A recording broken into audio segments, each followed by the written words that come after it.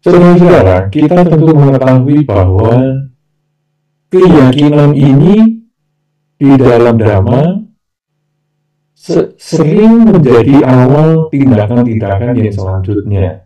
Ya, keyakinan ini kan kita kenal dengan istilahnya sadha. Selalu menjadi awal dari perbuatan-perbuatan yang lain. Bahkan, intisari perilaku di dalam Dhamma secara luas kita bisa sebut adalah yang pertama, memiliki keyakinan atau sadar. Dari keyakinan ini, orang kemudian mengembangkan kebajikan-kebajikan yang lain, yaitu kerelaan, dana, kemoralan, sila, dan kemudian konsentrasi, samadhi, dan kemudian kebijaksanaan, topanya. Jadi, sadha, dana, sila, samadhi, panya. Itu kalau intinya Dharma itu secara ringkas akan seperti itu. Jadi keyakinan ini menjadi sangat kuat. Yakin dengan apa ini? Yakin dengan ajaran Sang Buddha tentu saja dalam hal ini, bahwa ajaran Sang Buddha yang utama juga adalah hidup ini terpengaruh dengan hukum sebab dan akibat perilaku. Kalau saya melakukan kebajikan, maka saya juga pada waktunya akan memetik kebahagiaan. Sedangkan kalau saya melakukan kejahatan, maka pada waktunya juga saya akan memetik ketidaknyamanan, ketidakbahagiaan, atau penderitaan. Dengan memahami seperti ini saja, dengan memiliki keyakinan seperti ini saja, maka kita kemudian melanjut pada tahap yang selanjutnya, yaitu kerelaan. Saya tahu kalau saya berbuat baik akan membuahkan kebahagiaan, maka saya berusaha berbuat baik sebanyak-banyaknya dengan mengembangkan kerelaan. Kerelaan yang diajarkan di awal adalah kerelaan materi. Biasanya itu kalau di sekolah minggu dan lain sebagainya, di wihara-wihara, di kebaktian-kebaktian umum, kerelaan bersifat materi ini dilakukan. Jadi, biasanya diperdengarkan lagu atau bersama-sama menyanyikan lagu Dana Paramita. Begitu lagu Dana Paramita dinyanyikan bersama atau mendengar lagu itu, maka anak-anak, remaja, dewasa, bahkan orang tua sekalipun, secara otomatis dia akan melakukan persiapan berdana materi. Mungkin dia akan mengeluarkan dompetnya, atau mengeluarkan uang dari kantongnya, atau dari berbagai tempat penyimpanan lainnya. Nah, ini sebetulnya awal dari menyadari kalau saya berbuat baik, tentu saya akan memetik kebahagiaan. Tetapi disebut awal karena kerelaan itu yang bersifat materi bukan satu-satunya kerelaan. Tahap yang selanjutnya sebetulnya justru kerelaan yang bukan materi. Kemampuan untuk mendengarkan, kemampuan untuk perhatian, kemampuan untuk menyayangi, memaafkan, menolong, itu semua adalah bagian dari kerelaan. Jadi kalau tadi materi ini saja yang saya cari dengan susah payah, saya bekerja, ya berjam-jam kerja setiap hari untuk bisa berdana misalnya dengan materi, maka sekarang keakuan yang gratis, kerelaan yang gratis, bisa memaafkan, bisa memperhatikan, bisa membantu mereka yang membutuhkan dengan tenaga, dengan pikiran, dengan ucapan. saya perlu berbagi juga kepada mereka. Nah, jadi dari keyakinan ini melanjut pada kerelaan. Tapi begitu kita sudah rela dengan yang bukan materi, bisa memaafkan, bisa menyayangi, bisa perhatian, dan lain sebagainya, muncullah kemoralan atau sila. Ketika digigit nyamuk, kita tidak langsung melakukan pembunuhan, tetapi kita bisa langsung mengusir misalnya, memberikan maaf, mengembangkan cinta kasih. Jadi kerelaan ini pun jadi berkembang dalam bentuk kemoralan. Demikian pula nanti dengan sila-sila yang lain atau kemoralan yang lain. Karena selain tidak membunuh, tidak mencuri, tidak berzina, tidak bohong, dan tidak mabuk-mabukan. Ini semua kalau kita mau menjalankan adalah praktek kerelaan. Kemudian kalau kita sudah bisa memiliki keyakinan, kemudian mengembangkan dalam kerelaan, kemudian meningkatkan dalam kemoralan, maka selanjutnya kita muncul lagi yang disebut konsentrasi. Karena pada saat digigit nyamuk, kita tidak langsung membunuh, tapi kita berusaha fokus ini apa sih? Saat ini saya sedang apa? Saat ini saya sedang duduk santai, mungkin menonton televisi, atau menonton acara ini, ada nyamuk datang. Saya sadar ada nyamuk datang. Dan saya sadar bahwa pembunuhan menurut yang saya yakini adalah perbuatan buruk. Karena itu perbuatan buruk tentu buahnya akan kembali ke saya, maka saya akan menjaga perilaku saya untuk tidak melakukan pembunuhan. Jadi saya mengusir. Kesadaran ini muncul dari latihan fokus, latihan konsentrasi. Sehingga saya bukan hanya pada saat duduk menonton acara ini saja saya fokus, tapi juga saat saya bekerja, saat saya berjalan, saat saya berbicara, saat saya berpikir, saya selalu fokus. Dan inilah pengembangan konsentrasi. Dan karena saya selalu konsentrasi, maka saya bisa memutuskan segala sesuatu itu dengan tingkat ketepatan yang tinggi. Saya bisa membedakan mana yang penting sebagai yang penting, perlu saya lakukan saat ini. Saya mengetahui yang tidak penting sebagai yang tidak penting, bisa saya tunda atau bahkan tidak saya lakukan, maka muncullah kebijaksanaan. Jadi rangkaiannya dari memiliki keyakinan atau sadar, muncul upaya untuk mengembangkan kerelaan sebagai perilaku awal yang paling mudah, kerelaan materi, kemudian berkembang ke kerelaan yang bukan materi, karena nanti akan melanjut pada kemoralan, berlanjut lagi pada konsentrasi, kesadaran setiap saat, dan akhirnya muncullah kebijaksanaan. Nah, inilah rangkaian ajaran Sang Buddha. Dimulai dengan keyakinan. Dan kalau keyakinan ini bisa kita miliki dan bisa menghasilkan secara bertahap kebijaksanaan, maka menimbulkan kebahagiaan di dalam diri. Bahkan bukan hanya kebahagiaan yang sederhana, kebahagiaan yang luar biasa, sampai timbul kemelekatan. Inilah yang kemudian menjadi tema kita pada kesempatan ini, keyakinan, kemudian berkembang menjadi kemelekatan. Apa yang disebut kemelekatan akhirnya?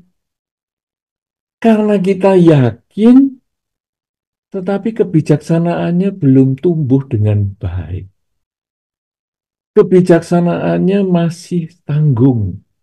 kebijaksanaannya masih awal, kebijaksanaannya belum total, maka muncullah kemelekatan, takut kehilangan. Karena yang disebut melekat itu adalah takut kehilangan. Misalnya, setelah memiliki keyakinan yang kuat bahwa perbuatan baik itu akan membuahkan kebahagiaan untuk diri kita, kemudian kita mengembangkan kerelaan, baru sampai di tahap kerelaan aja kita sudah merasa happy sekali, ya, wow, dengan saya berbuat baik ini kemudian saya bisa merasakan kebahagiaan. Saya hari ini ber, berdana kepada para biku dana makan pagi. Tidak lama kemudian siangnya saya diajak pesta sama teman saya yang ulang tahun. Wow, ternyata menanam kebajikan menumbuhkan kebahagiaan, menanam makanan. Tadi pagi saya berdana makan kepada para biku, langsung siang ini saya ditraktir teman saya yang ulang tahun. Wow, luar biasa banget. Akhirnya muncullah kemelekatan dengan wah, kalau gitu saya harus berdana yang banyak. Kalau saya bisa berdana sebungkus nasi saja kepada para biku, hasilnya saya bisa diajak pesta, ditraktir teman saya yang ulang tahun. Apalagi kalau saya bisa berdana lebih banyak, mungkin 100 bungkus, mungkin 500 bungkus makanan saya danakan. Saudara-saudara, pola pikir ini kemudian menjadi kemelekatan. Karena kita lalu ada harapan. Wow, kalau sebungkus saja hasilnya ditraktir teman. Sampai saya nggak makan semalaman lagi, besoknya pagi juga masih kenyang. Wow, ini kalau 10 bungkus kan 10 kali lipat. Kalau 100 bungkus, 100 kali lipat. Harapan seperti ini nanti akan menimbulkan kekecewaan. Begitu kita sudah besoknya, wah, ada Bante di wihara. Kalau gitu saya berdana 100 bungkus, padahal bantenya cuma 2 orang. 100 bungkus. Aduh, bantenya sudah saya cukup 1 bungkus ya. Bante teman ini juga 1 bungkus sudah. Lah sisanya 98 gimana? Yuk kita bagikan. Ya jangan dibagikan Bante. Kemarin saya berdana 1 bungkus kepada Bante, saya dapatnya ditraktir makan. Teman saya yang ulang tahun sampai pagi ini rasanya masih kenyang. Lah kalau Bante bagi-bagikan kan buah karma baik saya jadi berkurang. Nah, saya nggak mau, harus Bante yang habiskan. Lah kita berdua nghabiskan 100 bungkus, nggak tahu caranya gimana, pokoknya Bante habiskan. Supaya saya dalam 100 hari ke depan ini ada orang yang neraktir saya untuk makan siang. Wow, saudara, ini menjadi kesalahpahaman, menjadi kemelekatan salah pandangan. Dan ini keliru. Apalagi ada yang mengatakan lagi, mungkin konsepnya seperti ini, beberapa kali berdana makan kepada para biku, dan buahnya itu kebahagiaan terus. Oh, kalau begitu yang paling penting hidup ini adalah berdana. Ajaran Sang Buddha yang paling penting adalah berdana. Tidak perlu jalankan sila, atau malah mengatakan aku belum mampu jalankan sila. Apalagi meditasi, aduh nggak mampu aku. Apalagi kebijaksanaan, wah nggak terbayang saya. Sudah pokoknya saya berdana saja. Kemampuan saya di kehidupan ini hanya berdana. Nanti kemoralan, konsentrasi, kebijaksanaan, sudahlah nanti untuk tugas saya di kelahiran-kelahiran mendatang. Ini juga kemelekatan, ini juga keliru. Nah sekarang bagaimana? Keyakinan itu tidak menjadi kemelekatan. Saya yakin dengan kebajikan membuahkan kebahagiaan. Itu yang kita lakukan. Saya akan berbuat baik. Setiap hari saya akan berbuat baik. Semaksimal yang saya bisa lakukan. Perbuatan baik lewat pikiran, perbuatan baik lewat ucapan, perbuatan baik lewat badan saya. Apapun buahnya di dalam karma nanti punya waktunya masing-masing.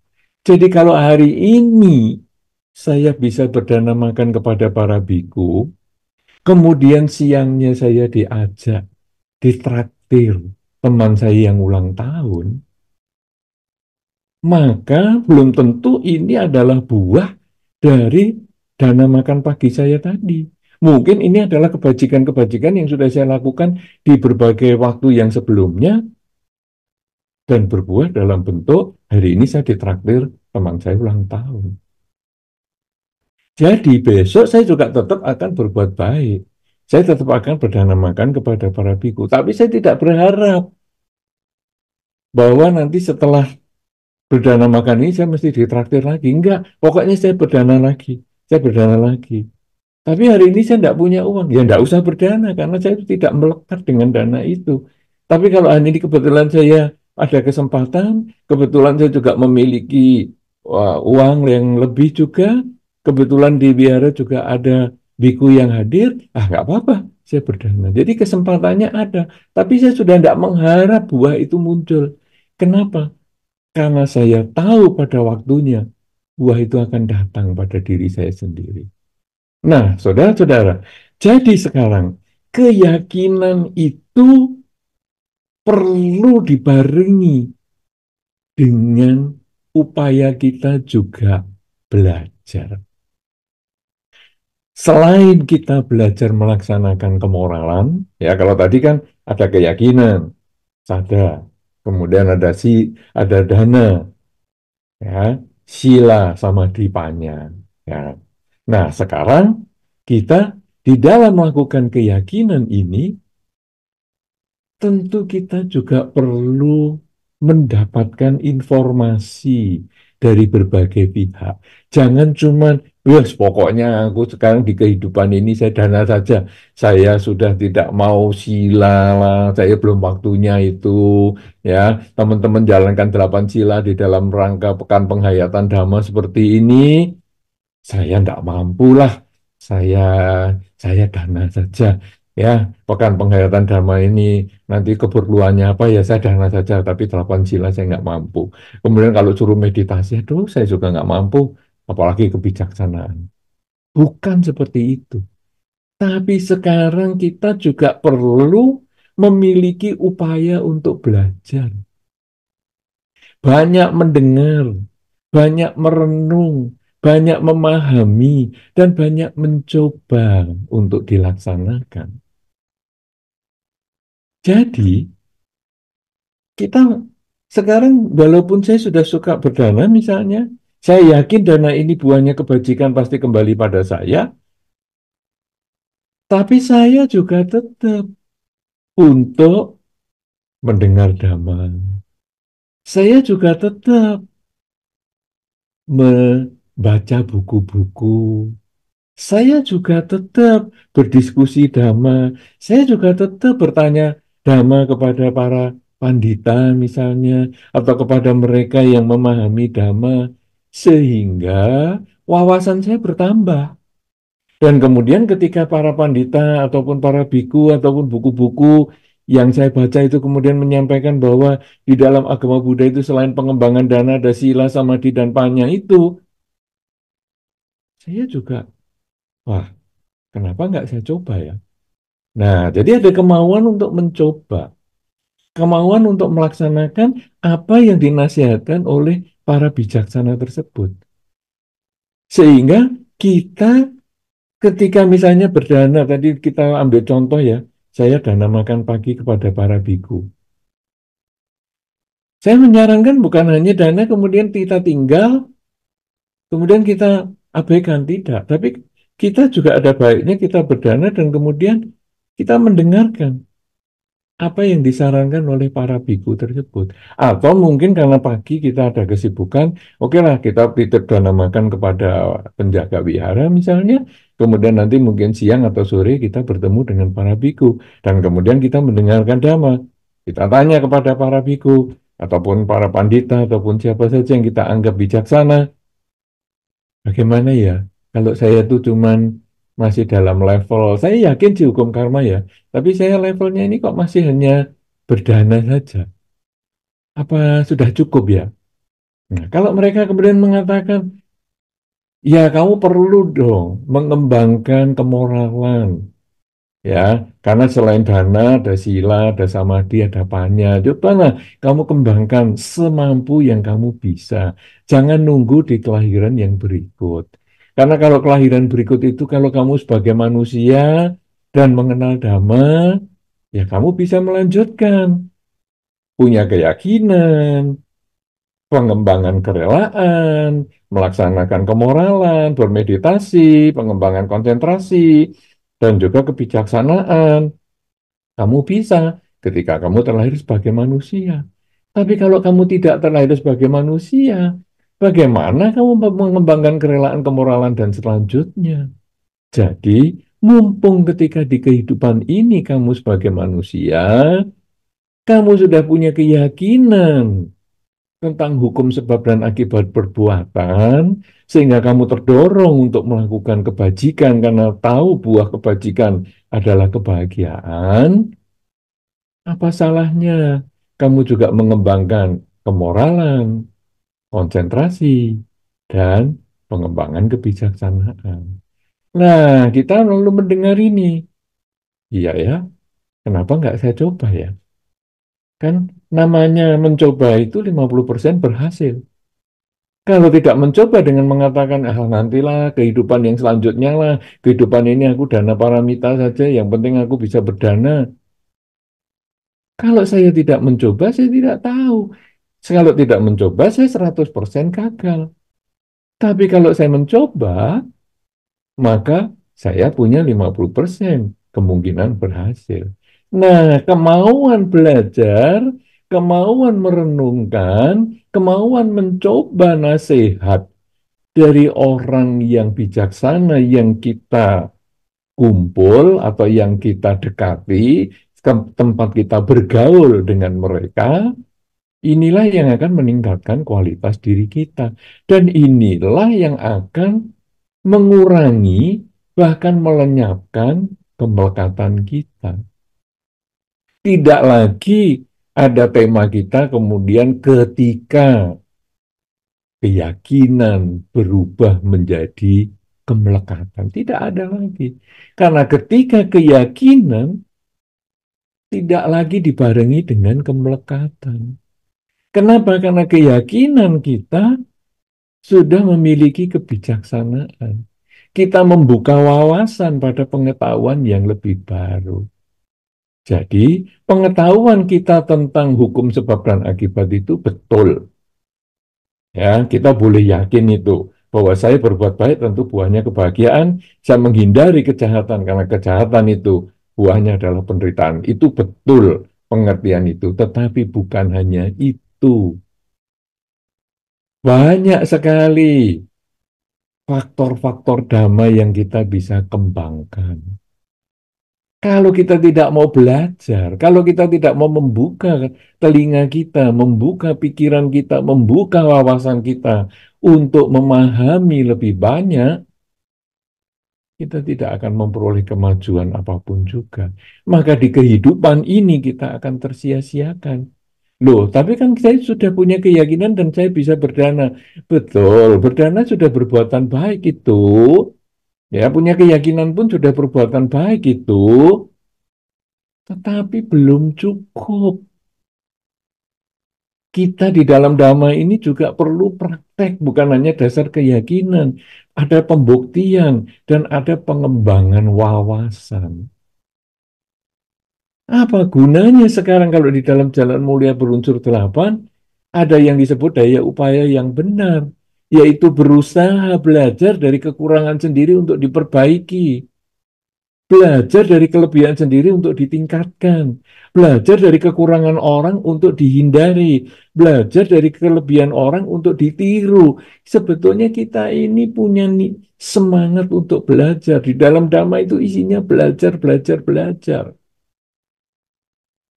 Karena dengan belajar, dengan bisa memahami, merenungkan, dan mempraktekkan, kemajuan dapat kita capai.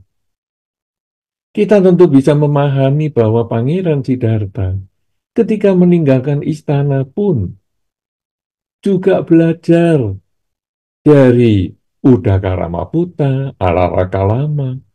Itu kan beliau belajar, bukan cuma tahu teorinya. Coba sampai maksimal, sampai habis ilmunya gurunya. Dan akhirnya, wah, guru yang ini sudah cukup sampai di sini. Saya mau pindah ke guru yang lain. Belajar lagi. Ya, makanya udah Karama Putra, kemudian Alara Karama, belajar lagi. Tapi dua guru kok nggak memenuhi harapan ya. Nyoba sendiri dengan keyakinannya yang kuat. Saya harus bisa nih. Ternyata puasa ini harus maksimal. Nah, kemudian beliau dikenal dengan 6 tahun menjalankan latihan yang keras itu. Ini beliau nyoba dari kekuatan keyakinannya. Tapi ternyata, oh, gak begini juga ya caranya.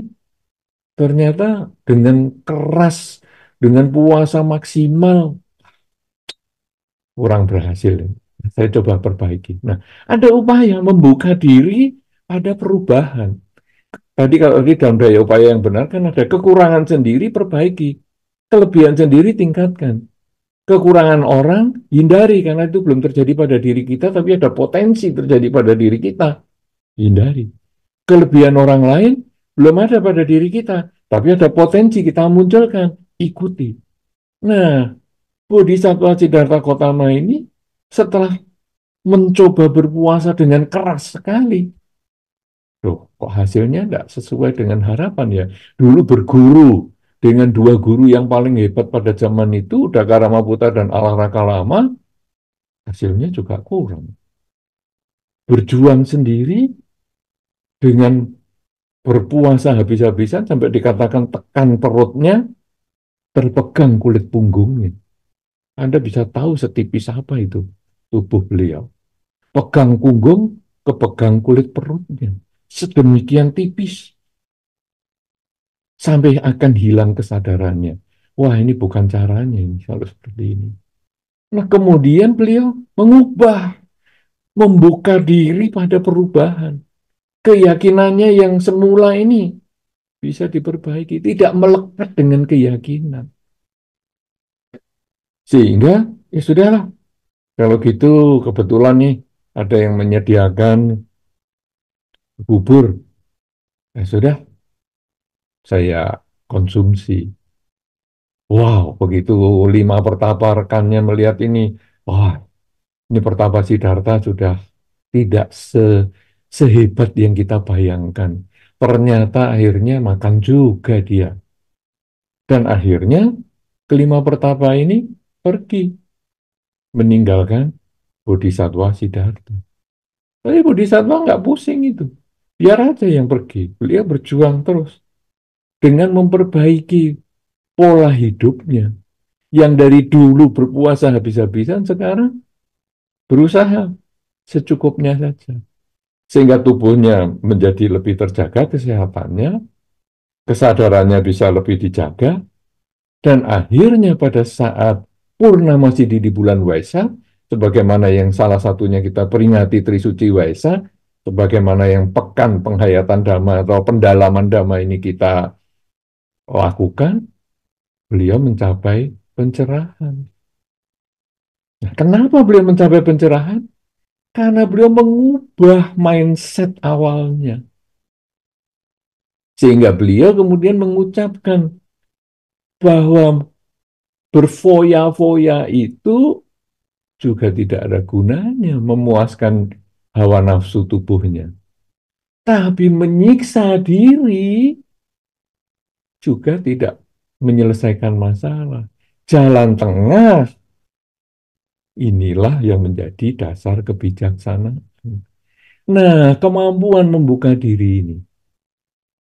Kemudian setelah beliau mencapai pencerahan, beliau memiliki pola pikir bahwa Dhamma ini sedemikian luhur. Tidak ada lah orang bisa memahami ini. Tidak, tidak mungkin lah bisa memahami. Jadi beliau sudah tidak mau mengajar. Tetapi Brahma Sahampati datang kemudian mengucapkan kalimat seperti yang tadi diucapkan oleh pemimpin puja bakti,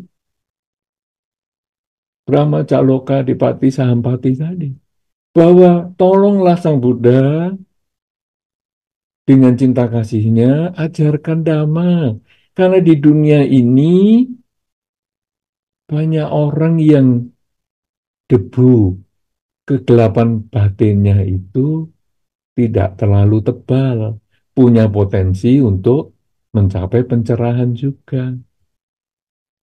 Nah, jadi beliau berubah, keyakinannya ini berubah.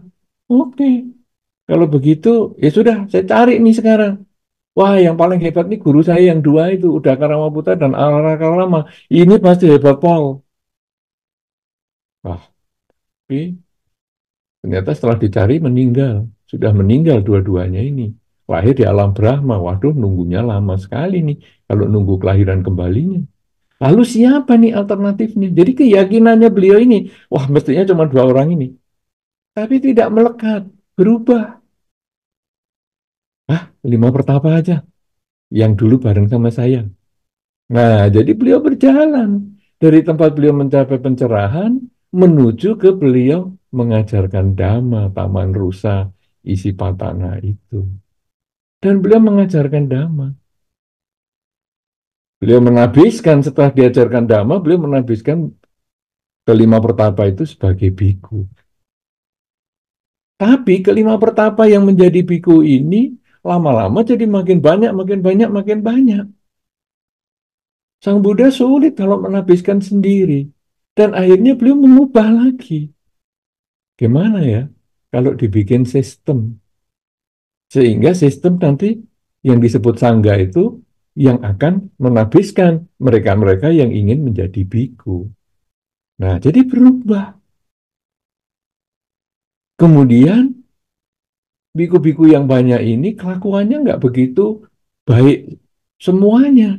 Ada juga biku-biku yang tidak baik. Ada biku yang serius menjadi biku, ada biku yang tidak serius menjadi biku.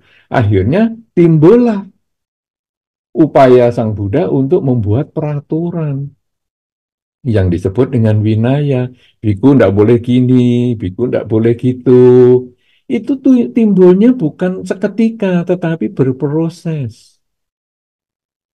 Jadi setahap demi setahap. Kenapa? Karena ada umat yang mengeluh, aduh, Bante, kok biku kok kelakuannya gitu. Yang Buddha lalu punya konsep, iya, ini harus jangan sampai seperti itu. Nah, jadi berubah. Beliau ini juga terus berubah. Nah, saudara-saudara, sampai Sang Buddha mengajar 45 tahun. Kalau kita ikuti 45 tahun ini, banyak sekali perubahan yang terjadi pada beliau. Bahkan di hari-hari beliau sudah usia lanjut pun, beliau malah meminta para biku yang lain yang mengajarkan Dhamma. Kenapa? Karena beliau sudah usianya lanjut. Kemudian beliau wafat. Ya, nah ini yang juga kita peringati karena Waisak itu kan Suci Waisak memperingati lahirnya Bodhisatwa, kemudian Bodhisatwa mencapai kebudaan, ya, kemudian Buddha Gotama ini wafat. Ya, ini satu rangkaian kehidupan guru kita Sang Buddha Gotama. Sebetulnya kalau kita lihat itu banyak sekali perubahan-perubahan yang terjadi. Jadi keyakinan yang awal itu dengan model berkumpul dengan orang yang bijaksana, mendengar nasihat dari orang yang bijaksana, memahami nasihat orang yang bijaksana, melaksanakan ajaran yang sudah difahami, dipraktekkan, maka timbullah kebijaksanaan yang itu akan mengubah kemelekatan dan keyakinan kita itu akan tumbuh dalam kebenaran. Ya, oleh karena itu saudara-saudara, tema kita pada kesempatan ini adalah ketika keyakinan berubah menjadi kemelekatan. Itu kalau kita tidak sering berkumpul dengan orang tidak bijak. kalau kita tidak sering berkumpul dengan orang bijaksana. Dan kita tidak mau mendengarkan nasihat orang bijaksana. Kalau kita tidak pernah berkumpul dengan orang bijaksana dan tidak mendengar dan mempraktekkan, maka muncullah kemelekatan. Karena kita merasa apa yang saya ketahui, apa yang saya laksanakan, ini paling benar. Saya tutup telinga, tutup mata, saya tidak mau tahu pihak lain. Pokoknya ini paling benar. Ini bukan tujuan di dalam Dhamma. Karena itu tema kita sebenarnya sangat baik, yaitu ketika keyakinan berkembang menjadi kemelekatan. Karena kita kurang berkumpul dengan orang bijaksana, kurang mendengar nasihat orang bijaksana. Tetapi ketika keyakinan tumbuh dengan kebijaksanaan, maka kita menjadi orang yang sangat mudah untuk dinasehati, sangat mudah untuk mengembangkan kualitas diri, karena kita tahu hal yang kurang akan kita perbaiki, hal yang baik akan kita tingkatkan. Oleh karena itu, saudara-saudara, marilah dalam suasana pekan pendalaman Dhamma seperti ini, marilah kita kemudian lalu merenungkan pihak-pihak mana ya di sekitar kita ini yang kita bisa anggap bijaksana. Bijaksana artinya mereka yang sudah menjalankan kemoralan yang baik, mengembangkan kerelaan yang baik, mengembangkan meditasi juga yang baik, sehingga pikirannya itu bisa memisahkan yang baik sebagai yang baik, yang buruk sebagai yang buruk, yang penting sebagai yang penting, yang tidak penting sebagai yang tidak penting. Itu bisa muncul di sekitar kita, mungkin orang tua kita, mungkin kakak kita, mungkin adik kita, mungkin nenek kakek kita, mungkin saudara kita, mungkin tetangga kita, mungkin guru kita, mungkin juga para pandita, para umat, para upasaka upasika, mungkin juga para biku, mungkin juga buku-buku. Marilah kita membuka diri untuk belajar dengan mereka. Dan marilah kita merenungkan apa yang mereka ajarkan itu, agar kita menjadi orang yang bijaksana. Orang bijaksana menjadi orang yang tidak melekat dengan keyakinan yang kita yakin saat ini. Tetapi minggu depan mungkin keyakinan kita bisa berubah. Mungkin saat-saat berikutnya bisa berubah. Saudara-saudara, inilah yang perlu saya sampaikan agar keyakinan kita bisa menjadi kebijaksanaan kalau kita memiliki dua hal yang sangat penting: bergaul dengan mereka orang yang bijaksana dan mendengarkan, mempraktekkan nasihat orang yang bijaksana. Minimal kita mau mencoba sehingga kita pun bisa menjadi orang yang bijaksana, karena keyakinan ini adalah awal perilaku kebajikan untuk mencapai kebijaksanaan. Semoga Anda semua selalu bersemangat di dalam mempelajari dan melaksanakan Dhamma, termasuk dari lingkungan kita, membaca buku, mendengar Dhamma, diskusi Dhamma, dan sebagainya. Semoga Anda semua selalu berbahagia di dalam Dhamma. Semoga semua makhluk, baik yang tampak maupun yang tidak tampak, akan selalu memperoleh kebaikan, kebahagiaan sesuai dengan kondisi karmanya masing-masing. Sabbe sata bhavantu sukhitata. Sadu, sadu, sadu. Sekarang tiba waktunya kita memasuki sesi tanya jawab. Kami persilakan kepada umat, baik yang hadir secara langsung maupun melalui channel YouTube. Untuk yang channel YouTube, bisa menuliskan pertanyaan pada kolom komentar, dan bagi umat yang tidak masalah, bisa langsung mengajukan pertanyaan.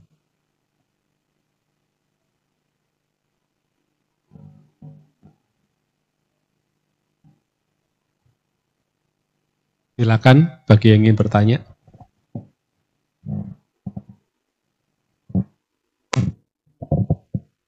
Kalau masih belum ada pertanyaan Bante dari umat yang mengikuti di YouTube, yaitu saudara Edward Wang dari Medan. Pertanyaannya begini, Bante. Apakah function adalah salah satu cara latihan mengurangi kemelekatan? Adakah manfaat jika kita membaca parita untuk makhluk seperti burung dan ikan yang akan kita bebaskan tersebut? Makasih. Baik. Wah, ini ternyata acara kita diikuti dari Medan juga ya. Jadi bagus sekali ini. Ya. Nah, sehingga kita bisa dalam satu pembabaran dhamma bisa diikuti lebih banyak orang. Ini mah manfaatnya teknologi online seperti ini. Nah, sekarang apakah function ataupun pelepasan makhluk ini termasuk mengurangi kemelekatan? Benar, bisa termasuk karena ini adalah bagian dari kerelaan. Kenapa demikian? Makhluk ini tentu kita dapatkan bukan dengan gratis. Itu yang nomor satu ya. Jadi Anda tidak mungkin kemudian melepas misalnya melepas ikan, Anda tangkap dulu ikan kemudian Anda lepaskan. Tapi Anda mungkin pada waktu pelepasan makhluk ini, Anda mungkin mencari di restoran yang menjual ikan masih hidup, kemudian Anda mungkin membeli salah satu atau semampu Anda ya, satu atau dua ekor, kemudian Anda bawa, dan kemudian Anda lepaskan. Nah, kerelaan membeli ini adalah mengurangi kemelekatan. Atau sekarang memang fungsinya ini bukan makhluk ya, bukan makhluk yang seperti yang tadi saya ceritakan. Tapi misalnya fungsi nyamuk, fungsi lalat. Karena nyamuk ini masuk ke kamar kita. Kemudian kita usaha kita tangkap, kemudian kita sudah tangkap nih ya, dengan berbagai cara, misalnya kita genggam, kemudian kita bawa keluar kamar, dan kita lepaskan di luar. Ini termasuk mengurangi kemelekatan. Betul. Ya, atau lalat tadi. Ya, lalat juga kita bisa tangkap mungkin atau dengan berbagai alat, tapi jangan lem ya. Karena kalau dengan lem lalat itu lalatnya ketika dilepas ya kakinya ikut nempel di lemnya. Jadi Anda nangkep dengan berbagai cara ya. Nah, lalatnya ditangkap ada satu umat yang suka nungguin. Nah, atau menjaga kalau biku makan supaya tidak ada lalatnya itu pandai sekali menangkap lalat dengan tangan. Gesit sekali. Saya pikir apakah ini belajar kungfu dari mana? Karena kalau film-film dulu kan ada yang menggunakan sumpit menangkap lalat tuh. Ya, nah ini kok bisa pakai tangan nih? Wah luar biasa. Nah ini kemudian diapain? Ya dia bawa keluar ruang makan dan kemudian dilepaskan di luar, ditutup. Itu adalah mengurangi kemelekatan. Sudah pasti itu. Kan bisa saja sekarang ada nyamuk, lalu kita ini kan, tidak kita bawa keluar pintu, tapi begitu kita tangkap langsung kita gosok. Bisa juga ada lalat, kita tangkap, kemudian tangan kita celupkan di air, lalatnya mati. Enggak seperti itu, tapi dia bawa keluar, dilepaskan. Itu adalah mengurangi kemelekatan. Apalagi kalau yang membeli tadi. Nah, sekarang pada waktu function, membacakan parita. Paritanya bermacam-macam ya. Kalau kita, saya sering suka menyarankan adalah cukuplah membaca Karania Metasuta kalau waktunya panjang. Jadi dari rumah misalnya kita membaca Karania Metasuta, tapi kalau di lokasi mungkin kita cukup mengucapkan Sabe Sata Bhavantu Sukhitata atau semoga semua makhluk bahagia, semoga semua makhluk bahagia sambil kita lepaskan makhluknya. Nah, apakah ada manfaatnya untuk burung tersebut ataupun untuk ikan tersebut? Saudara-saudara, kalau berbicara tentang manfaat untuk makhluk lain, ini nanti ya. Tapi sekarang manfaatnya untuk si pelaku adalah ketika dia membaca parita, dia sebetulnya membersihkan, mengkondisikan pikiran, ucapan, dan perilakunya itu baik. Karena parita itu isinya adalah kebaikan, kalimat-kalimat yang positif, sehingga ketika kita mengulang semoga semua makhluk bahagia misalnya, saat mengulang tidak mungkin ada pikiran yang lain. Apalagi saat ini mengulang semoga semua makhluk bahagia. Tidak mungkin ada pikiran negatif yang lain. Bahkan pikiran positif lain pun tidak ada. Kenapa? Karena pikiran hanya bisa satu setiap saat. Sama dengan ketika kita sedang duduk, tidak mungkin sambil berjalan. Berjalan tidak mungkin sambil berbaring. Berbaring tidak mungkin sambil berdiri. Kita hanya bisa satu setiap saat. Jadi pikiran juga sama. Ketika sedang mengulang semoga semua makhluk bahagia, pikiran baik tidak muncul, pikiran buruk pun juga tidak muncul. Yang ada hanya semoga semua makhluk bahagia, hanya satu itu. Nah, sehingga kalau dia sering membaca parita, misalnya sampai Santa Bhavantu Sukita atau Karania Metta Sutta dibaca lengkap, maka bagi si pelaku adalah dia menanam kebajikan. Tentu sering menanam kebajikan, buahnya juga kebahagiaan. Entah di kehidupan ini apapun kehidupan selanjutnya itu bukan urusan, tapi tugas kita adalah melakukan kebajikan dengan pikiran, ucapan, dan perilaku. Nah, sekarang bagaimana dengan makhluk-makhluknya ini? Makhluk-makhluk ini di dalam beberapa kisah yang mungkin saya dapatkan dari luar Tipitaka ya, dari kisah beberapa buku yang pernah saya baca atau beberapa sumber yang pernah saya baca. Misalnya ada orang yang ingat kehidupan sebelumnya. Kemudian dia ingat di kehidupan sebelumnya itu dia pernah terlahir sebagai anjing di wihara. Nah, kenapa sekarang kok dia jadi manusia? Karena dia ingat di wihara itu dia melihat banyak para biku, dia mendengar parita, sering terjadi seperti itu setiap hari, sehingga ketika kematian datang, ingatan dia yang kuat adalah tentang para biku dan pembacaan parita. Sehingga akhirnya dia terlahir sebagai manusia yang mengenal Dhamma lebih awal. Cuman orang ini nggak jadi biku sih, cuman dia tinggal ataupun sering berkunjung dengan dan berkumpul dengan para biku. Kenapa? Ternyata dia ingat dulu saya jadi anjing itu, saya pernah loh mendengar biku-biku membaca parita sering-sering begitu. Nah, ini artinya apa? Artinya binatang itu pun bisa bisa tahu, bisa mendengar tentang kebajikan yang kita lakukan, sehingga mempengaruhi kelahiran yang berikutnya. Di dalam beberapa video, saya juga pernah melihat video orang yang melepas makhluk, kemudian dibacakan doa, misalnya, misalnya ikan lele, misalnya. Dia, dia ikan lelenya ini dilepas, kemudian dia berenang agak menjauh, kemudian dia menoleh, menghadap orang yang melepas, seolah-olah mengucapkan terima kasih, dan kemudian dia berenang menjauhi lagi sampai hilang. Nah, cuman saya belum mendengar cerita apakah lele itu kemudian lahir sebagai manusia atau apa, saya nggak tahu itu. Tapi cerita manusia yang tadi, yang ternyata adalah dulunya terlahir sebagai anjing di wihara, itu memang pernah ada.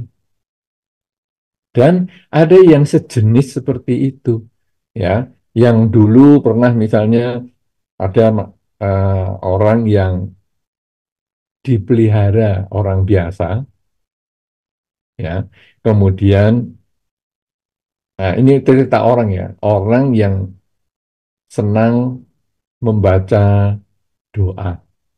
Nah itu ternyata dulu dia dipelihara orang biasa, tinggal di rumah orang biasa, dan sering dia mendengar pembacaan parita. Dan akhirnya parita itu yang terngiang-ngiang sampai akhirnya dia terlahir kembali sebagai manusia dan meninggal.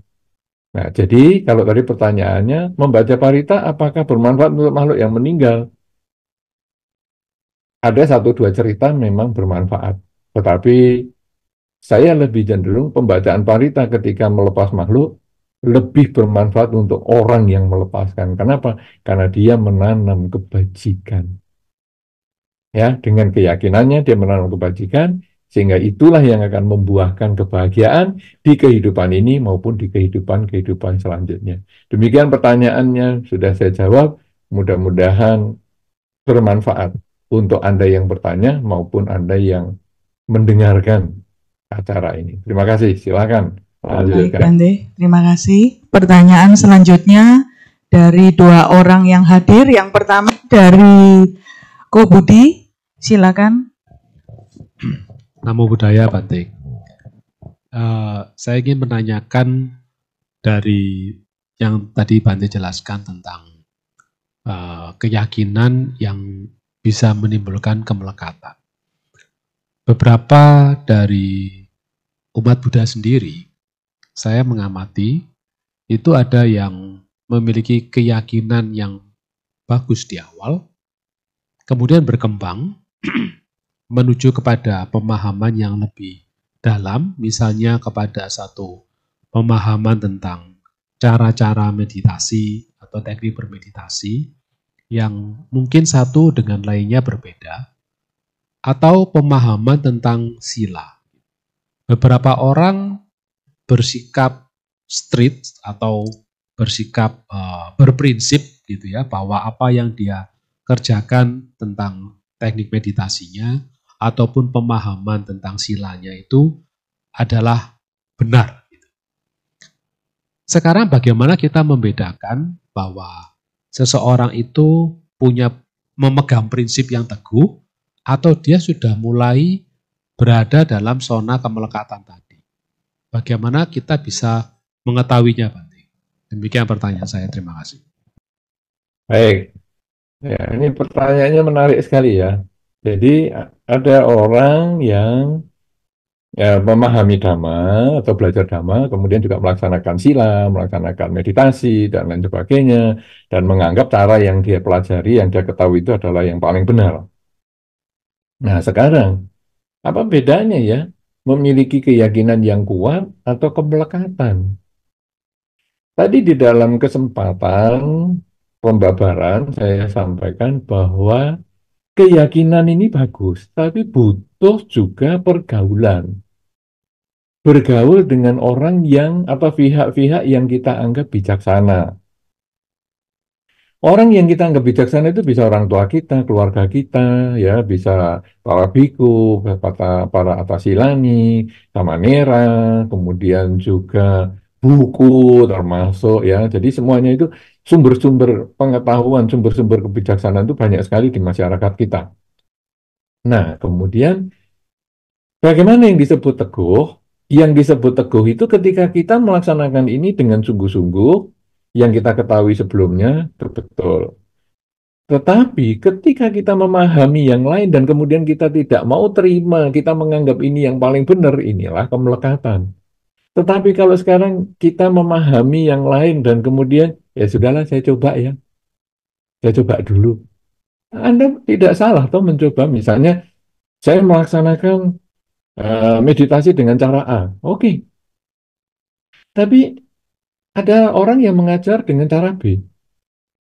Saya yakin sih cara A ini, tapi nggak ada salahnya toh saya nyoba cara B. Dalam seminggu ke depan ini saya coba cara B. Saya coba perbandingkan. Kalau cara B ini ternyata lebih bermanfaat, kenapa saya tidak berganti? Kenapa saya malah fanatik ataupun saya masuk ke zona nyaman, saya tidak mau belajar yang lain? Lah itulah kemelekatan. Tapi kalau saya merasa cara saya ini sudah benar karena saya belajar meditasi dengan cara A, tetapi karena saya belum menemukan alternatif yang lain. Nah ini setelah ada si B ini kalau menjelaskan, oh saya coba dulu lah, minimal seminggu. Ya, minimal saya seminggu atau 3 hari lah, atau sekali lah saya coba. Kalau memang bermanfaat, saya akan ikuti. Nah, kemauan mendengar, kemauan mencoba. Ya, kalau tadi kan saya sampaikan, dua hal yang penting itu adalah, satu, kita bergaul dengan mereka-mereka yang bijaksana. Baik itu sumber-sumber orang yang masih hidup, ataupun buku, ataupun internet, ataupun apa saja. Ini kita berkumpul, belajar dari situ. Kemudian yang kedua adalah mendengarkan, mempelajari nasihat-nasihat tersebut dan berusaha mencoba. Tidak harus selamanya, tapi mencoba. Dengan mencoba 50% berhasil. Tidak mencoba 100% gagal. Orang yang tidak mau mencoba berarti orang yang sebetulnya dia takut berubah. Kalau sudah takut berubah berarti dia juga fanatik. Kalau sudah fanatik berarti dia itu kemelekatan. Tetapi ketika dia mau mencoba, dia tetap punya keteguhan. Saya sudah nyoba, tapi saya nggak cocok. Oke, saya pakai cara A, saya nyoba B ini nggak cocok. Nggak apa-apa, nanti ada C. C cocok nggak? Oh, nggak cocok juga, tapi saya mau nyoba.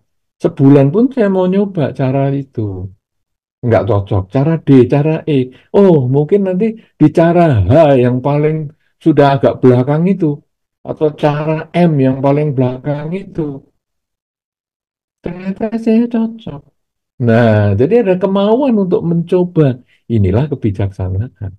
Ya, tapi kalau selama kita tidak mau mencoba, itu kemelekatan. Nah, mudah-mudahan apa yang saya sampaikan ini bisa lebih jelas membedakan antara memiliki keyakinan yang teguh dengan kemelekatan. Kemelekatan karena tidak mau mencoba, fanatik, ya, menganggap dirinya paling benar. Punya keyakinan yang teguh adalah saat ini saya merasa ini yang paling terbaik yang saya tahu, tapi bukan berarti tidak ada di masa depan yang lebih baik daripada ini. Karena itu saya akan mencoba, mencoba, dan terus mencoba. Itulah kita belajar keluar dari zona nyaman. Begitu, apakah bisa dimengerti? Baik Bante, selanjutnya kepada penanya kedua kami persilahkan. Namo Buddhaya, Bante Udamu, saya Jiang Jiang. Bante, saya mau tanya, seorang pengusaha restoran itu kan setiap hari membunuh banyak makhluk seperti udang, ikan, dan sebagainya. Saya hitung-hitung satu hari itu bisa ratusan bahkan ribuan ikan dan udang. Saya berpikir dalam waktu 1 bulan itu mungkin bisa jutaan makhluk yang dibunuh dan setahun bisa mungkin mencapai miliaran. Itu bagaimana karmanya nanti? Terus saya punya teman juga, ya dia beragama K, orangnya cantik. Tapi dia hobinya itu kalau makan udang itu hidup itu langsung digoreng katanya manis. Terima kasih atas jawabannya Bante. Iya, terima kasih Saudara Jiang-Jiang yang lama sekali saya tidak ketemu. Mudah-mudahan selalu sehat bahagia. Nah, tadi ada pertanyaan tentang pengusaha restoran yang membunuh.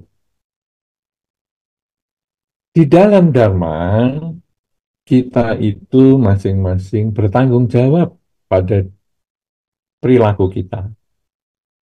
Melakukan banyak kebajikan, membuahkan kebahagiaan, mengkondisikan, mendapatkan kebahagiaan.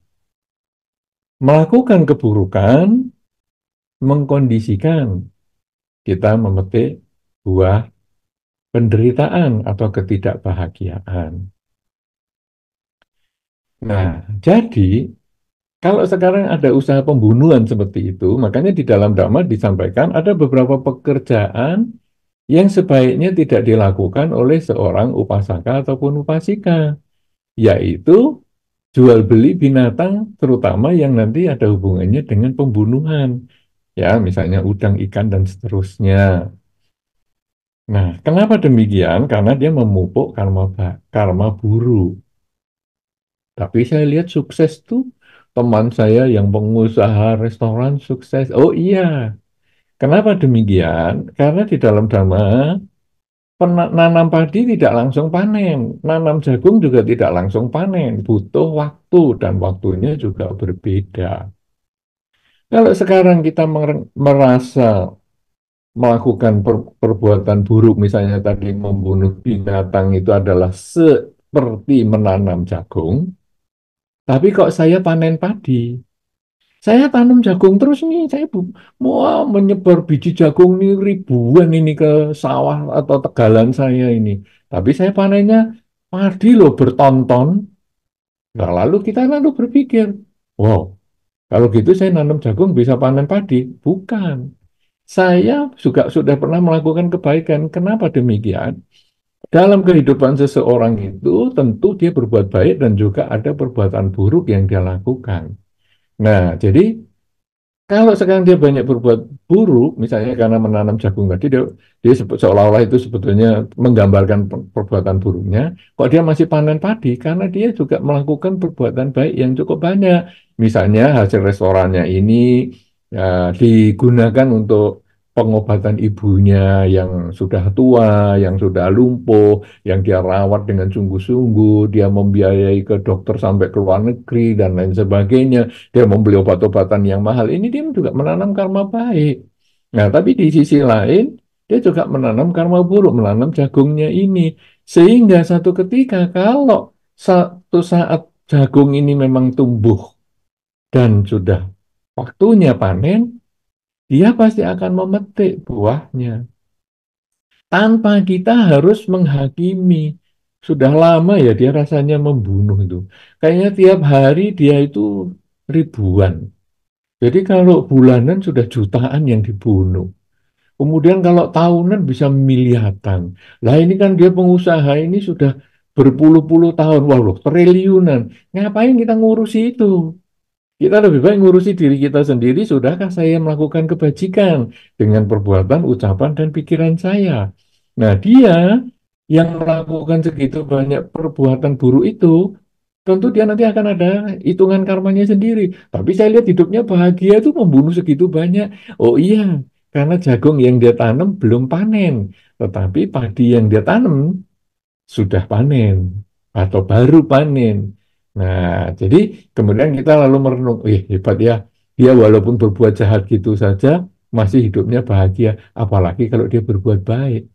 Kemudian kita lalu merenung sebaliknya si orang itu, dia perbuatan baiknya banyak, tapi kok hidupnya menderita. Aduh, berbuat baik saja hidupnya masih menderita, apalagi kalau berbuat jahat. Jadi hidupnya dia harus diisi dengan kebaikan juga.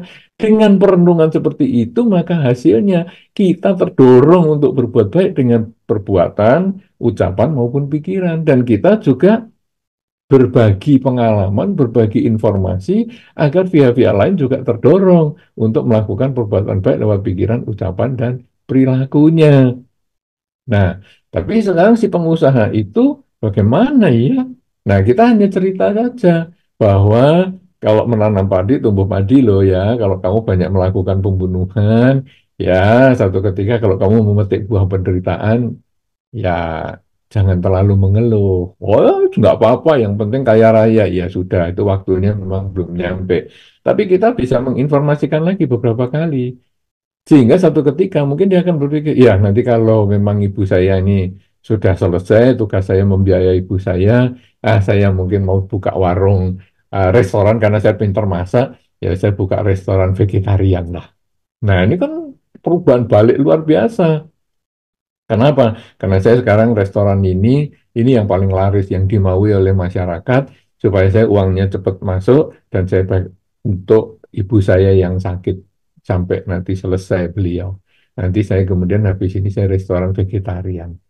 Karena itu hanya untuk kebutuhan saya dan keluarga saya. Loh, ini kan jadi berubah. Kenapa dia bisa berubah? Karena mungkin kita menginput data cukup banyak kepada dia. Sering-sering tentang pemahaman hukum sebab dan akibat, bahwa kalau kita berbuat buruk itu pasti buahnya jatuh ke kita sendiri dan seterusnya, maka dia akan menghindari itu. Nah, sekarang bagi teman yang suka makan misalnya udang, masih hidup, ginjal-ginjal kemudian dimasukkan air panas dengan bumbunya itu kemudian dimakan. Ya enggak apa-apa, dia itu nanti pada waktunya dia akan memetik buahnya juga. Ya, karena kita di dalam dhamma ini kita lalu merenung pada diri kita. Dalam hukum tadi yang saya sampaikan, jalan mulai berunsur 8, unsur yang keenam tadi adalah bahwa kekurangan kita perbaiki. Saya masih kurang apa ya dalam hidup ini, apa kelakuan saya, apa ucapan saya, cara berpikir saya nggak benernya apa ya, saya harus perbaiki. Kelebihan saya apa nih? Nah, saya tentu punya kelebihan juga, kelebihan dalam cara berpikir, kelebihan dalam cara berbicara, kelebihan di dalam cara berbuat sesuatu. Nah, ini mau saya tingkatkan. Sebaliknya ada orang lain yang kekurangannya, yang saya tahu ada kekurangannya. Wah, harus saya hindari dong. Apa yang misalnya? Nah, itu teman cewek saya itu. Ya, cantik-cantik begitu, makanya pakai udang masih hidup, kemudian dimasukkan ke air yang panas, mendidih, kemudian dimakan, katanya manis. Ah, saya nggak mau. Nah, artinya apa ini? Melihat kekurangan orang, saya tidak menjelekkan dia, saya juga tidak komen apa-apa, tetapi saya berusaha tidak melakukan hal itu pada diri saya. Tapi apakah saya tidak boleh berteman sama dia? Boleh saja. Di dalam tindakan itu saya tidak cocok, saya tidak ikut. Tetapi mungkin dia punya perbuatan-perbuatan lain yang saya lebih cocok. Misalnya apa? Saya cocok loh kalau diskusi tentang film sama dia. Apalagi kalau kita nonton bareng. Wow, cewek cantik nonton bareng. Wah, asik banget. Enggak apa-apa, kita sering nonton. Tapi bagian makan, kalau sudah dia mulai ambil pesen udang udang hidup itu, saya enggak. Saya pesan makanan yang udang mati aja. Ya, dia mau makan itu silakan. Saya tidak ikut. Kenapa? Karena saya tahu itu kekurangan, saya tidak mau. Minimal saya tidak cocok, saya tidak mau. Tapi dia punya kelebihan di bidang misalnya, wah, dia pemahamannya tentang film banyak sekali ya. Saya diskusi tentang itu, saya mau belajar tentang itu, enggak apa-apa. Jadi kekurangan orang kita hindari, kelebihan orang kita pelajari, kekurangan sendiri kita kendalikan supaya tidak muncul lagi, kelebihan sendiri kita tingkatkan. Dengan demikian, batin kita ini bersih, tidak lagi termotivasi dengan hal-hal yang orang lain lakukan. Orang lain lakukan apa ya? Kok gitu ya? Kita nanti jadi orang kepo. Ya, jadi kita merasa, waduh, kamu sudah melakukan ini. Kalau aku sih enggak. Jangan. Kamu melakukan itu, ya sudah, saya tidak. Tetapi saya juga tidak menjelekkan, cuman mungkin dia saat ini dia punya alasan sendiri untuk melakukan itu. Ya sudah, biarkan aja. Cuman kalau saya nanti ditanya, kenapa kok kamu nggak mau? Ini enak nih, udang ini manis. Kalau udah dicelup ini, enggak, saya mau yang mati aja. Kenapa? Ya, karena menurut keyakinan saya kan menanam padi tumbuh padi. Jadi kalau kita melakukan pembunuhan seperti itu, ya buahnya tentu akan kembali kepada diri saya sendiri. Saya nggak mau itu. Saya tidak berani untuk menghadapi buah atau risiko perbuatan itu. Kalau kamu berani, ya enggak apa-apa. Apalagi mungkin di dalam keyakinanmu, kamu memiliki pemahaman yang berbeda dengan saya, ya enggak apa-apa, silahkan aja. Tapi bukan berarti kita enggak berteman. Kita tetap berteman, cuman tidak cocok di bagian itu saja. Nah, jadi kita bisa membedakan begitu, temanan tetap jalan, tetapi keyakinan kita masing-masing tetap bisa kita jaga. Dan kita tidak perlu mencoba ya. Kalau tadi saya katakan kita mengikuti dengan orang yang bijaksana, kemudian kita mendengar nasihatnya, lalu kita mencoba. Saya pikir teman saya ini bijaksana juga ya, karena ada udang sudah ketangkep, kenapa nggak dimakan juga ya? Saya mau mencoba kan katanya Bante kan boleh nyoba-nyoba juga 3-4 kali. Yang ini bukan. Kenapa yang disebut bijaksana tadi saya sudah sampaikan, bijaksana adalah orang yang menurut kita bisa melaksanakan kemoralan, orang yang kemudian bisa membedakan yang baik sebagai yang baik, yang tidak baik sebagai yang tidak baik, kemudian yang penting sebagai yang penting, yang tidak penting sebagai yang tidak penting. Dan saya menganggap dia belum bisa membedakan yang baik dengan yang tidak baik. Jadi saya tidak menganggap bagian makan udang itu bijaksana. Mungkin bagian film dia lebih bijaksana sehingga saya mau mencoba nonton yang dia sarankan. Ya, saya merasa sutradara ini film genre ini mesti bagus. Misalnya saya suka drakor, wah, drakor mesti paling bagus. Ternyata dia menyarankan bukan drakor. Ya, drabul. Loh, apa itu drabul? Drama bule. Oh ya, drama bule, drabul. Oke, kalau gitu sebetulnya saya nggak senang drabul. Tapi oke lah, saya nyoba karena dia kan memang pemahamannya bagus. Saya nyoba. Nah, kita jadi keyakinannya, berubah sedikit drabul. Nah, coba saya drabul, drabul beberapa kali, nggak cocok ya, balik lagi. Nah, atau sekarang drain, apa itu? Drama India. Nah, jadi cobalah saya walaupun nggak senang, saya coba. Lumayan, lumayan. Nah, sehingga jadi saya punya alternatif selain drakor, drama Korea, saya juga punya alternatif Drain, drama India, atau Drajin, drama Tiongkok, drama Cina. Oh, oke, oke, bisa juga. Nah, jadi ini keyakinan yang bisa fleksibel karena kita mau mencoba membuka diri. Begitu, sahabat saya, Jang Jang, yang sudah lama tidak ketemu, apakah sudah bisa memahami?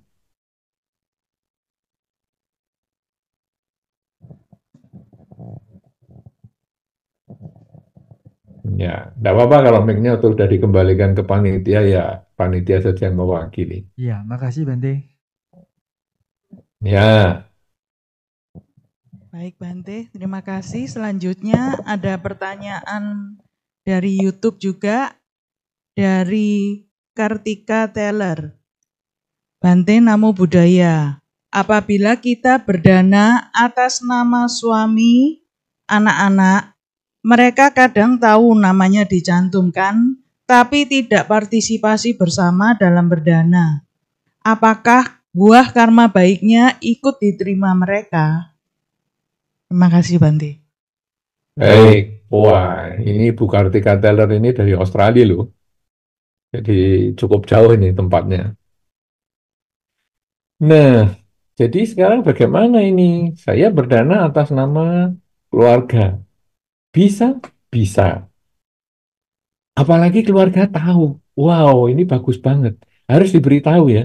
Jadi, saya ini ada dana loh atas nama kamu. Oke. Nah, apa ini karmanya sekarang?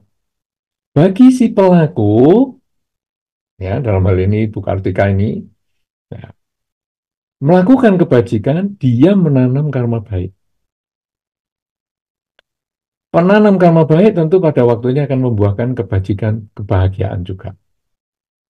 Menginformasikan kebajikan ini kepada keluarga, ini juga karma baik lagi. Jadi sudah dua nih karma baiknya. Satu melakukan sendiri, yang kedua menginformasikan. Sehingga keluarga mengetahui. Nah, kalau keluarga yang mengetahui ini berbahagia, wow, bagus. Kamu mewakili saya ya. Berbahagia, maka si pelaku ini bikin karma baik lagi, yaitu mengkondisikan keluarganya berbahagia. Tadi menginformasikan, sudah karma baik. Yang berikutnya, mengkondisikan keluarganya bahagia. Karma baik lagi nih. Nah, tapi kalau enggak keluarganya biasa-biasa, ya sudah dapat karma baik dua saja. Biasa-biasa aja. Nah, sekarang kalau keluarganya ini berbahagia, maka keluarganya itu juga menanam karma baik. Tetapi menanam karma baik dalam bentuk ikut berbahagia atas kebaikan yang sudah pernah dilakukan oleh si pelaku. Ya, dalam hal ini kan ibu. Kemudian dia ngomong sama suami dan anaknya. Dan ketika ibu ini berbuat baik, ini yang bikin karma baik satu. Kemudian menginformasikan dua. Kemudian kalau keluarganya bahagia, tiga. Ini bikin karma baik tiga kali. Sedangkan ini keluarganya sekarang. Dia ikut berbahagia, maka keluarga ini berbuat kebahagiaannya itu adalah kebajikan dia. Perbuatan baik keluarganya ini adalah dalam bentuk pikiran karena sepakat dengan kebaikan yang dilakukan oleh si ibu. Itu namanya bermudita cita, ikut berbahagia atas kebajikan yang dilakukan orang lain. Kalau sering-sering dikondisikan begitu, berarti ini sering-sering juga keluarganya itu berbuat baik lewat pikiran. Ya, yang pelaku ini berbuat baiknya lebih banyak, tapi keluarga bukan tidak ada kebajikan, dia ikut berbahagia karena ikut bermudita cita, ikut punya pikiran baik. Nah, mungkin dengan praktek yang sudah sekian puluh kali, praktek sekian ratus kali, satu ketika mungkin keluarga ini kepingin nyoba. Ya, gimana sih kebaikan ataupun kok kamu bisa senang sekali berbuat baik itu gimana sih? Aku mau nyoba. Nah, ini bikin kamu baik baru. Karena dia mengkondisikan orang lain berbuat baik.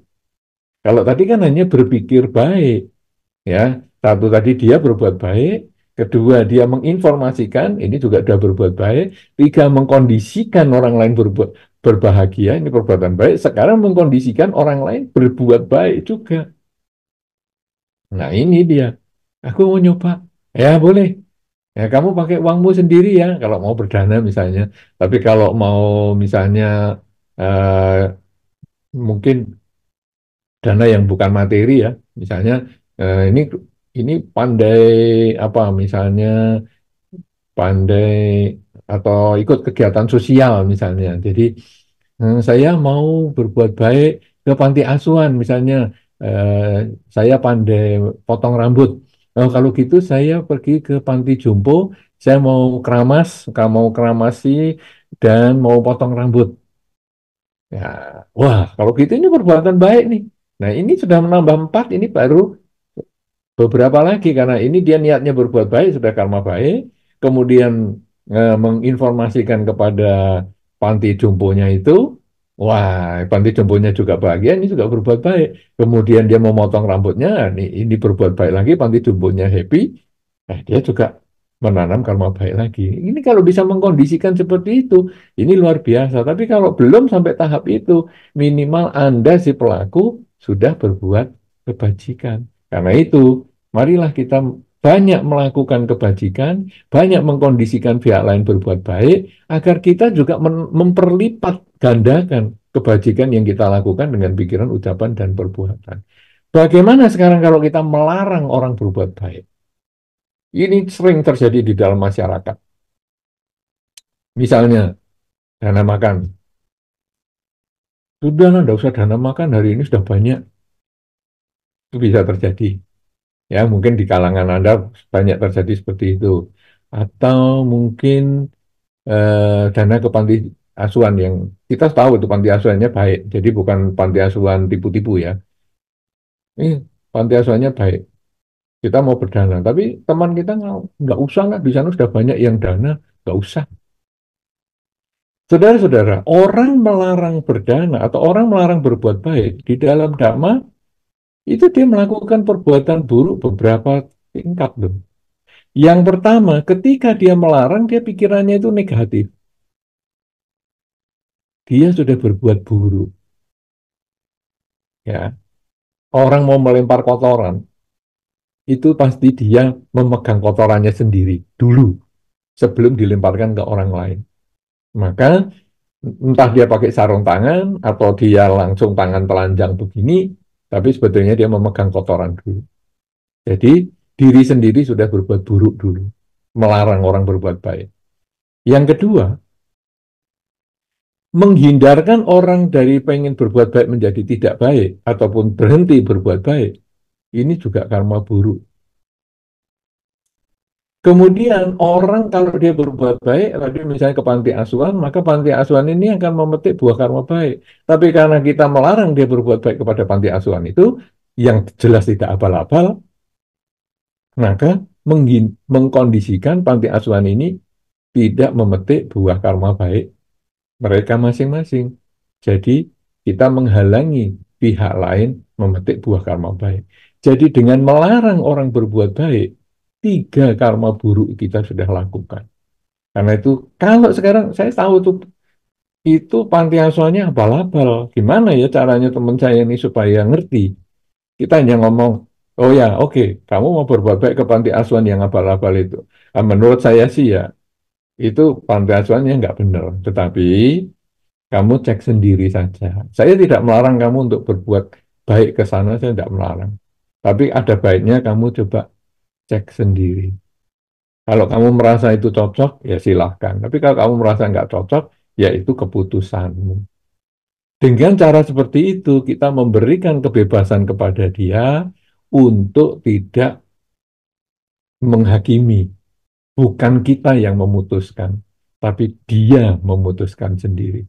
Biar dia abal-abal, tapi saya cocok lah. Tetap saya mau kasih. Oh ya sudah, itu haknya dia. Tidak apa-apa. Kalau saya tidak melakukan, tapi dia mau melakukan, itu haknya. Nah, dengan cara seperti itu, maka kita terhindar dari kejahatan 3 lapis tadi. Mendorong orang berbuat baik, kita sudah melakukan kebajikan minimal 3 lapis. Mencegah orang berbuat kebaikan, kita berarti melakukan kejahatan 3 lapis. Nah, ini mudah-mudahan bisa dimengerti. Mudah-mudahan kita selalu bersemangat untuk berbuat kebajikan, selalu bersemangat untuk mendorong orang berbuat kebajikan, dan kalau kita tahu hal yang tidak baik di masyarakat, kita mengkondisikan orang itu merenungkan dulu sebelum melakukan kebajikan, dan akhirnya biarlah dia memutuskan sendiri apakah dia mau lanjut atau tidak. Karena siapapun juga tentu mempunyai hukum hutang piutang karma. Jadi mungkin walaupun dia tahu panti asuhan itu abal-abal, tapi mungkin dia punya utang karma dengan pengurus di sana sehingga dia mau melakukan kebajikan. Ya sudah, saya tidak melakukan itu. Mungkin karena utang karma saya tidak terlalu banyak dengan mereka. Nah, dengan cara seperti itu batin kita tetap tenang, melihat orang yang berbeda pandangan dengan kita juga tidak emosi, dan kita biasa-biasa karena masing-masing kita jalani jalan hidup kita sendiri untuk menuju pada pencerahan atau kebijaksanaan. Sehingga keyakinan yang kita miliki tidak lagi berubah menjadi kemelekatan, tetapi keyakinan yang kita miliki menjadi kebijaksanaan. Demikian yang bisa saya sampaikan. Terima kasih. Terima kasih Bante. Selanjutnya satu pertanyaan terakhir dari Rasicu.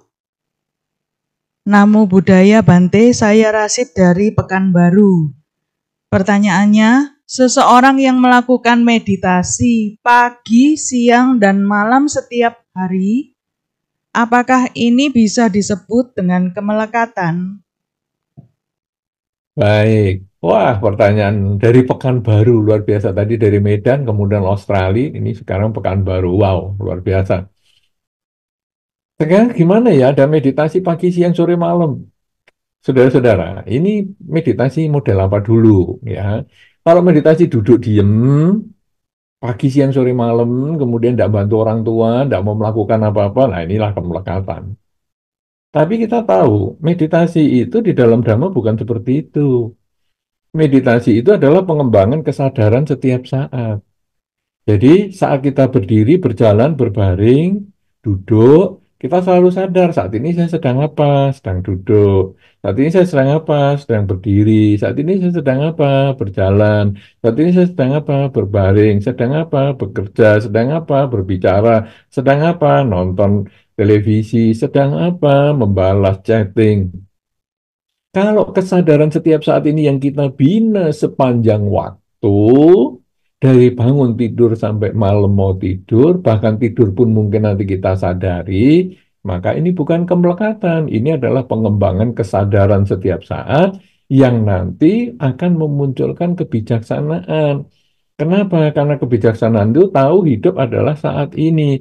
Masa lalu kita pernah hidup, masa lalu itu menjadi pelajaran, kelebihan kita tingkatkan, kekurangan kita perbaiki, masa depan kita akan hidup. Tapi belum tentu hidup, tapi tujuan hidup di masa depan, kelebihan untuk kita lakukan mulai saat ini, kekurangan mulai kita hindari saat ini. Jadi saat ini menjadi saat yang terbaik untuk memperbaiki masa lalu dan membangun masa depan.